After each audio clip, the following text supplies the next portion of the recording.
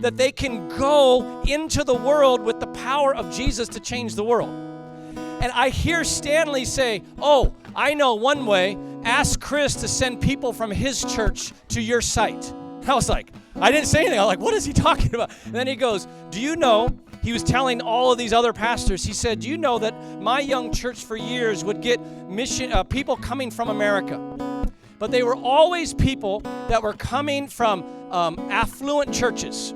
Always white folks coming from middle and upper class churches, and they were wonderful. But and we had a good time together. Then all of a sudden, about 3 years into it, I get this crazy white guy, and he said that in front of all these pastors, embarrassed me. He brings this group of folks, and they're all Latino.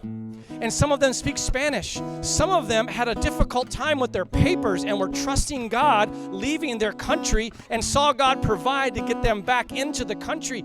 And people were coming from his church who had the same kind of struggles as my people. And they spent 2 weeks with us.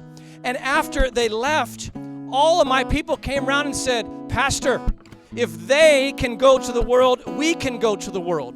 And he said, and he tell these pastors, he goes, and so all of my people started raising money, and so then my people went to Cuba and got in touch with a few Christians who were in a house church, and we got to help them grow in the house church. He said, God is moving among all the small churches in the world to empower people into his face to give him away. New life. That is a testimony that we have to hold and guard, and we have to water. We have to realize that God is doing something here amongst us, that he wants to give it away to the world. As we press into his face and get more of him, we are going to see other people believe that they can be in the love of Jesus and go to the world. I